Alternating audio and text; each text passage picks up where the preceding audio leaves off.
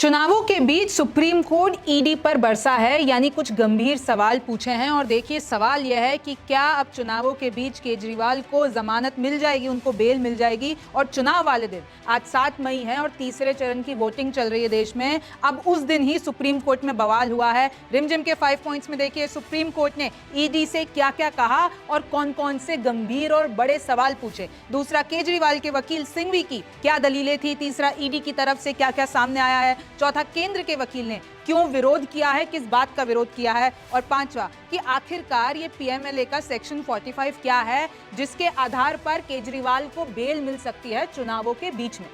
तो नमस्ते, मैं हूं रिमझिम जेठानी और आप रिमझिम के 5 पॉइंट्स देख रहे हैं। सबसे पहला सवाल और सबसे पहला पॉइंट यही है कि सुप्रीम कोर्ट ने ईडी से आखिर क्या क्या कहा। तो मैं पहले आपको बता देती हूं। तो देखिए, सुप्रीम कोर्ट में केजरीवाल की तरफ से कौन दलीलें रख रहे हैं, सिंघवी साहब, और ईडी की तरफ से additional solicitor general SV Raju. और मैं आपको बता दूं, जो सुप्रीम कोर्ट में बेंच बैठी हुई है उसमें जस्टिस संजीव खन्ना और जस्टिस दीपांकर दत्ता हैं। तो देखिए, सबसे पहला सवाल ईडी से ये पूछा जाता है कि 2 साल में ये जो आपके आरोप हैं 100 करोड़ से वो 1000 करोड़ कैसे हो जाते हैं। तो सबसे पहले तो सुप्रीम कोर्ट के जज ने यही ईडी से सवाल पूछा कि पहले आप कह रहे थे 100 करोड़ अटैच हैं और आप कह रहे हैं अब 1000 करोड़, तो ये 2 साल में कैसे बढ़ गया। फिर बोला गया कि जो सिसोदिया और केजरीवाल की केस फाइल्स हैं वो आप अरेस्ट के पहले की दिखाइए और फिर उसके बाद की दिखाइए। फिर आगे बढ़िए, सुप्रीम कोर्ट ये कहते हैं कि उनके जज ये कहते हैं कि देखिए, वो दिल्ली के सीएम हैं, असाधारण सिचुएशन है, अभी चुनाव चल रहे हैं, स्थिति अलग है, कहीं वो आदतन अपराधी तो है नहीं, यानी नेचुरल डिफॉल्टर तो है नहीं। तो फिर ये सारे बयान सुप्रीम कोर्ट के जज ने दिए हैं। अब देखिए, इस पे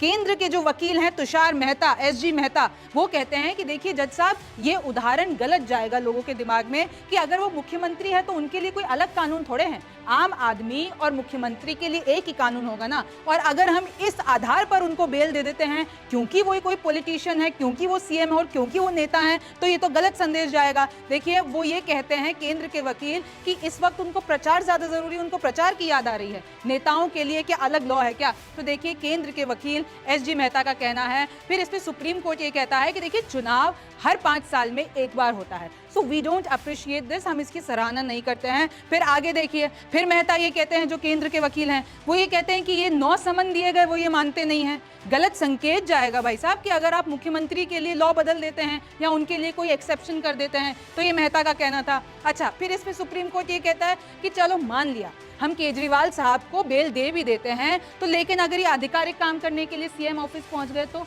फिर इसका क्या होगा। फिर इस पे सिंघवी आते हैं और ये बोलते हैं, सिंघवी जो कि केजरीवाल की तरफ से बोल रहे हैं, वो कहते हैं कि देखिए, हम कोई फाइल साइन नहीं करेंगे, हम आपसे ये वादा करते हैं, सुप्रीम कोर्ट से वादा करते हैं कि कोई भी आधिकारिक फाइल पे हम साइन नहीं करेंगे। बस एक शर्त है हमारी कि जो दिल्ली के एलजी हैं वो हमको किसी काम से ना रोके, क्योंकि पहले भी उन्होंने ऐसे किया था कि साइन नहीं है केजरीवाल के और फाइल लौटा दी। तो अब वो जमीनी कार्य नहीं रोके, इस शर्त पर हम एक भी साइन नहीं करेंगे। तो ये शर्त रखी गई है सिंघवी की तरफ से। फिर देखिए, इस पे एसजी मेहता फिर कहते हैं कि देखिए, अभी ये कह रहे हैं कि लोकसभा चुनाव है, दिल्ली में चुनाव है, फिर बोलेंगे पंजाब में चुनाव है, तो ऐसे तो ये आपके सामने बहाने लगाते रहेंगे। अब अगर इतने जेलों में इतनी कंपनियों के एमडी और सीईओ बंद है, अगर वो सुप्रीम कोर्ट में ये कहते हैं कि नहीं जी हमारी कंपनी बर्बाद हो रही है, तो आप उनको बेल थोड़े दे दोगे। तो इसमें भी सिर्फ वो नेता है, इस आधार पर केजरीवाल को बेल नहीं देनी चाहिए। देखिए, सुप्रीम कोर्ट के संकेत चुनावों के बीच देंगे जमानत। ये मैं आपको बता दूं कि इस पूरे मुद्दे पर पहले भी सुनवाई हुई है और सुप्रीम कोर्ट ने ये संकेत दिए हैं कि देखिए, चुनावों को कंसिडर करके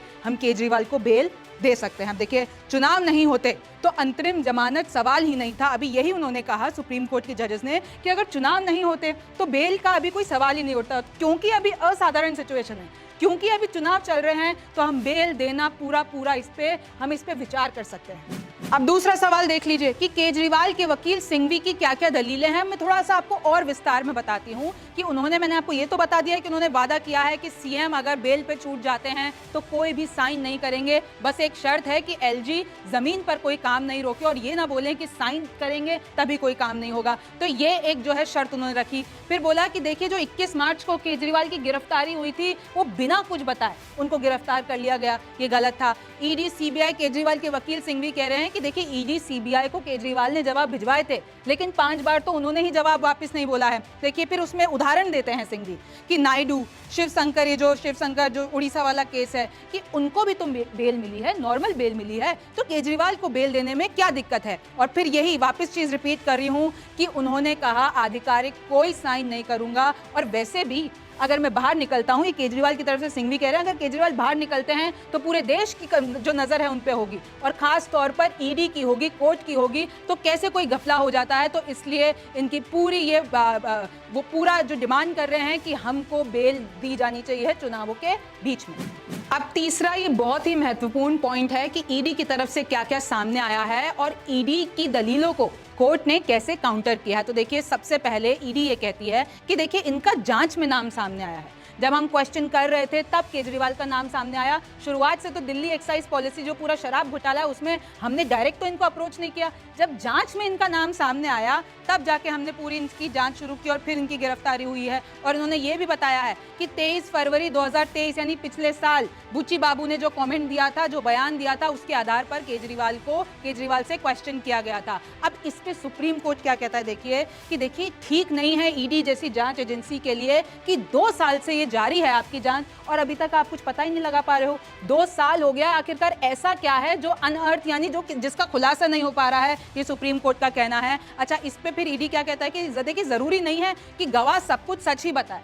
वो लोग जो विटनेस होते हैं वो कभी कभार गलत बयान भी देते हैं और इन्वेस्टिगेशन एजेंसी की जो इन्वेस्टिगेशन चल रही है उसको गुमराह करने की कोशिश करते हैं। अच्छा, फिर इस पे होता है सेक्शन 19 पीएमएलए का जिक्र होता है। अब पहले मैं आपको ये बता देती हूँ सेक्शन 19 है क्या। देखिए मैंने आपके लिए स्क्रीनशॉट तैयार कर रखा है, इसका टाइटल पढ़ लीजिए, पावर टू अरेस्ट। इसमें साफ साफ लिखा हुआ है कि आप किसी को तभी अरेस्ट कर सकते हैं पीएमएलए के सेक्शन 19 के तहत जब जो भी अधिकारी है यानी अगर जो ईडी है तो उनको पूरा उनके पास एविडेंस होने चाहिए, रीजन टू बिलीव होना चाहिए, कारण होने चाहिए गिरफ्तारी के कि वो गिल्टी हैं, तभी आप उनको गिरफ्तार कर सकते हैं। अच्छा, अब इस पे एक इंटरेस्टिंग दलील होती है। फिर इस पे ये कहते हैं ईडी के वकील कि देखिए गिरफ्तारी जिस ग्राउंड पर होती है और जो हमको बिलीव करते हैं, मतलब भरोसे के कारण, ये दोनों एक ही हैं। लेकिन इस पे सुप्रीम कोर्ट कहते हैं कि नहीं, जो अरेस्ट, जो ग्राउंड जो होते हैं अरेस्ट वो अलग होते हैं और जो रीजन टू बिलीव होता है वो अलग होता है। तो इस पे तुरंत काउंटर कर देते हैं सुप्रीम कोर्ट। अच्छा, फिर जो है सुप्रीम कोर्ट जज पूछते हैं कि क्या आपने रेड्डी साहब को गिरफ्तार किया है, तो ईडी कहती है नहीं। फिर उन्होंने कहा कि आपने बुच्ची बाबू को गिरफ्तार किया है, तो ईडी कहते हैं कि हमने नहीं किया, सीबीआई ने गिरफ्तार किया है। अच्छा, अब मैं इसको एक और मैं आपको बात बता दूं कि सेक्शन 45 की शर्तों पर बेल संभव है। सुप्रीम कोर्ट ने ये कहा है और ये बोला है कि सेक्शन 45 की शर्तों पर हम बेल दे सकते हैं। अब सेक्शन 45 पीएमएलए का क्या होता है, इसमें यह लिखा हुआ है कि बेल तभी मिल सकती है जब कोर्ट सेटिस्फाइड हो कि वो जो जिनको बेल दी जा रही है वो नॉन गिल्टी है यानी निर्दोष हैं, और दूसरा कि जब उनको बेल दी जाती है तो वो बाहर जाकर कोई भी ऑफेंस यानी कोई भी अपराध नहीं करेंगे। तो इन 2 शर्तों के तहत बेल संभव है। तो ये देखिए यही पूरा का पूरा अभी कांटा अटका पड़ा हुआ है और इस पे जो केंद्र है और ईडी कह रहे हैं कि अभी हम कैसे कह दें कि ये आरोपी नहीं है या ये गिल्टी नहीं है, अभी इसकी जांच चल रही है ना। खैर, हम आगे बढ़ते हैं। इस पे एक और जो है ईडी ये चीज कहती है कि संजय सिंह ने जमानत का अपनी गलत इस्तेमाल किया है। फिर दूसरा आ जाइए, विजय नायर सरकारी नहीं तो बंगला क्यों। ईडी का ये सवाल है कि जब विजय नायर कोई भी वो जो है सरकारी डिपार्टमेंट से उनका कोई संबंध नहीं है, वो सरकार से रिलेटेड नहीं है, तो फिर ऐसा कैसे हो गया कि उनको बंगला मिल जाता है। और कहाँ बंगला मिलता है, केजरीवाल साहब के पास में।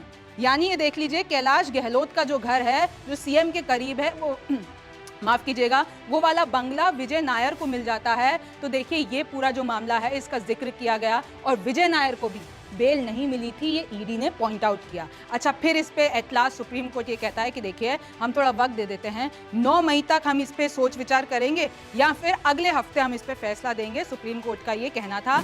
अब चौथा आप देखिए कि केंद्र के वकील ने किस बात का विरोध किया। मैं आपको पहले भी पॉइंट में बता चुकी हूं कि कैसे जो एसजी मेहता यानी तुषार मेहता हैं जो केंद्र के वकील हैं वो काउंटर कर रहे थे सुप्रीम कोर्ट से। तो उनके कुछ बयान मैं आपको बता देती हूं कि केजरीवाल के पास वो एक अकेले ऐसे हैं जिनके पास कोई पोर्टफोलियो नहीं है, कोई जिम्मेदारी नहीं है। तो अगर आप कोई बेल नहीं देते हैं तो कुछ बड़ा नहीं हो जाएगा, ठीक है। फिर उसके बाद कहते हैं कि अगर ये सहयोग कर लेते, 9 समन भेजे गए थे ईडी की तरफ से, थोड़ा सा कोऑपरेट कर देते तो आज गिरफ्तारी नहीं होती। फिर एक और चीज कहते हैं, चुनावों से पहले गिरफ्तारी कहना हक, ये सुप्रीम कोर्ट का कहना है। सुप्रीम कोर्ट ये कहते हैं कि देखिए पूरा हक है केजरीवाल के पक्ष को कि ये कहें कि देखिए चुनावों से पहले ही आखिरकार गिरफ्तारी क्यों हुई, पहले हो जाती, उसके बाद हो जाती, चुनावों के ठीक पहले ही केजरीवाल को अंदर क्यों किया गया। सुप्रीम कोर्ट ने इस बात का जिक्र किया। फिर आगे देखिए, एसजी मेहता ये कहते हैं, केंद्र के वकील, कि कोई आसमान गिर थोड़े पड़ेगा कि अभी अगर हम बेल नहीं देंगे। आपने केजरीवाल को तो 3 दिन तक सुना, हमको भी थोड़ा वक्त दे दीजिए, हमको इतना सा जो है वक्त नहीं दीजिए। और इसी के बाद ही सुप्रीम कोर्ट ने कहा है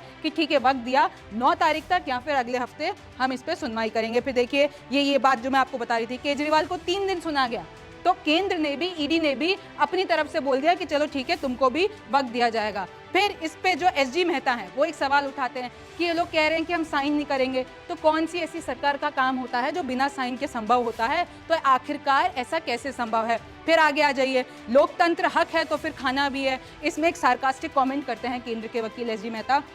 वो कहते हैं कि केजरीवाल कह रहे हैं डेमोक्रेसी मेरा हक है, मेरा फंडामेंटल राइट है, लोकतंत्र मेरा हक है। ऐसे तो राइट टू फूड यानी खाना खाना भी हक है। तो अगर जितने भी ये जेल में कैदी हैं वो बोले कि हमें सही से खाना नहीं मिल रहा है, खाना हमारा अधिकार है, तो छोड़ दो फिर इन सबको, बेल दे दो इन सबको। फिर देखिए आगे, पहले कहेंगे लोकसभा, फिर कहेंगे पंजाब इलेक्शन। में आपको पहले ही बता चुकी हूँ, कहेंगे कि पहले अभी लोकसभा के लिए बेल दे दो, फिर बोलेंगे नहीं जी हमारे पंजाब इलेक्शन आ गए हैं, फिर कोई ना कोई और बहाना आ जाएगा। तो हम इसको बिल्कुल भी कंसिडर नहीं करना चाहिए। ये जो है एसजी मेहता का कहना था। हम अंतरिम ऑर्डर पास कर सकते हैं, तो इस पे सुप्रीम कोर्ट की एक टिप्पणी आई है कि अगर हम फाइनल फैसला दे सकते हैं तो हम इंट्रीम ऑर्डर भी दे सकते हैं। अब आप खुद समझ लीजिए कि सुप्रीम कोर्ट इसमें क्या संकेत देना चाह रहा है। अब देखिए 5वां जो मैं आपको पॉइंट बता देती हूँ, थोड़ा सा विस्तार से बता देती हूँ कि क्या है पीएमएलए का सेक्शन 45। और ये मैं आपको पहले भी बता चुकी हूँ कि बेल सिर्फ 2 ही मौकों पर मिल सकती है।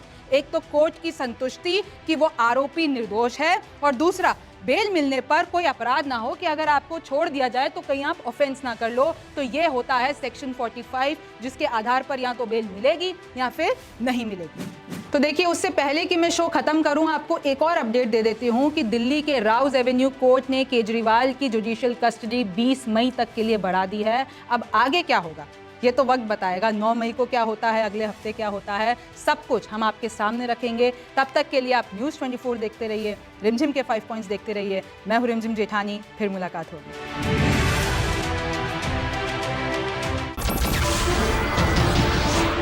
नमस्कार, मैं हूं मानक गुप्ता। अगर आपको हमारा ये वीडियो पसंद आया हो तो इसे लाइक और शेयर जरूर करें, और हाँ, हमें सब्सक्राइब और फॉलो करना ना भूलें ताकि आप देश और दुनिया की कोई खबर मिस ना करें। तो जुड़े रहिए हमारे साथ और देखते रहिए न्यूज़ 24।